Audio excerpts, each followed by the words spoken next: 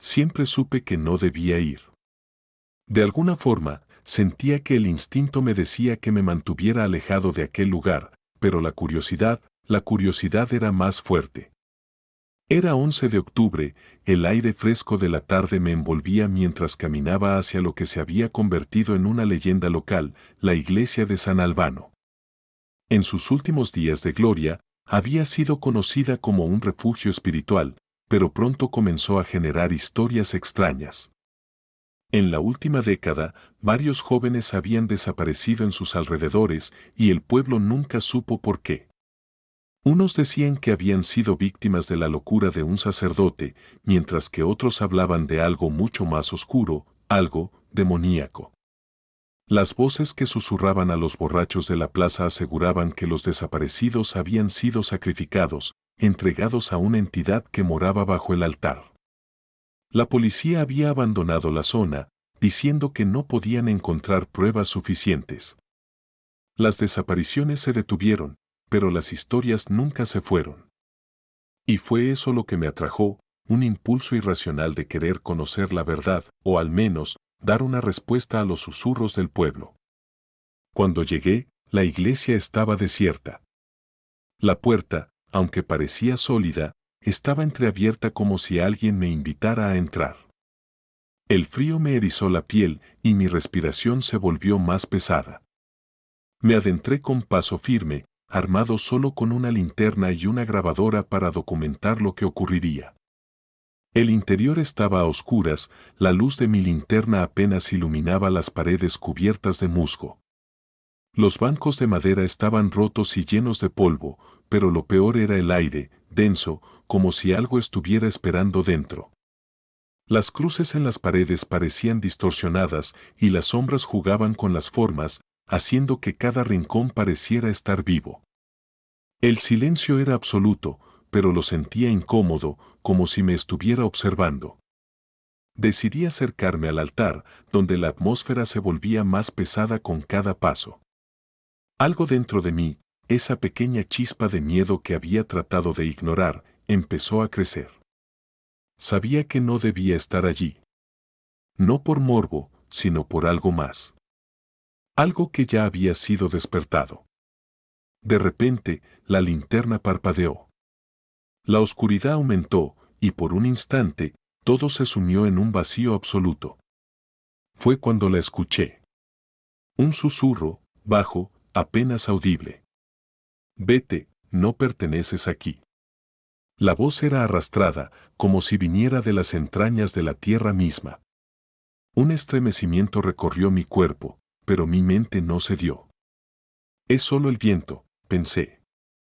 Pero cuando encendí nuevamente la linterna, vi algo que hizo que mi estómago se revolviera.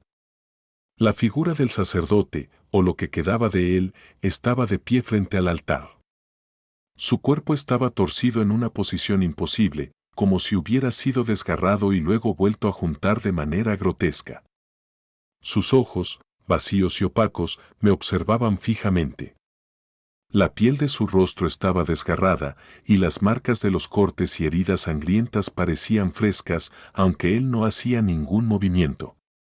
En ese momento, la linterna cayó de mis manos, iluminando solo las sombras.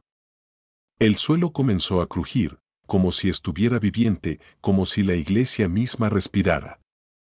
Y de las grietas del suelo comenzaron a surgir figuras de sombras, espectros que se retorcían y chillaban, las bocas abiertas mostrando dientes afilados y rojos como la sangre. Mi cuerpo no respondía. No podía moverme. El pánico me invadió mientras veía que las sombras tomaban forma humana, comenzando a rodearme. No puedes huir, susurraron al unísono. La iglesia resonó con un sonido bajo, como si algo dentro de la tierra estuviera despertando. Sentí un frío imparable, y algo me tocó la espalda. Un roce húmedo, como si 1000 dedos helados me acariciaran. Cuando me volví, vi una figura, grande y monstruosa, que parecía emerger de la oscuridad misma. Su cuerpo era una mezcla de carne podrida y tentáculos que se movían de forma independiente. Su rostro era un caos de ojos, bocas y piel rota. El hedor era insoportable.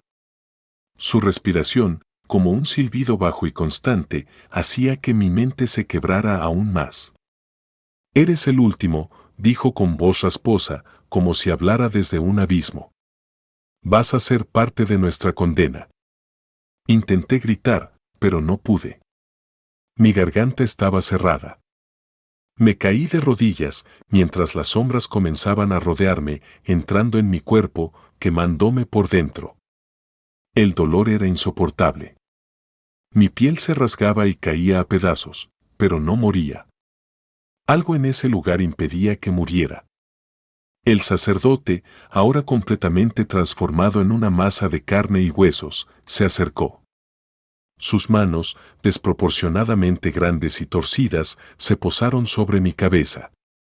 Un grito final se quedó atrapado en mi garganta cuando sentí como su toque me desgarraba por completo, arrancando mi alma y mi vida. Recuerdo haber visto la oscuridad mientras me desvanecía, y el último pensamiento que cruzó mi mente fue que la iglesia, la misma que había sido testigo de tantas tragedias, era ahora mi tumba.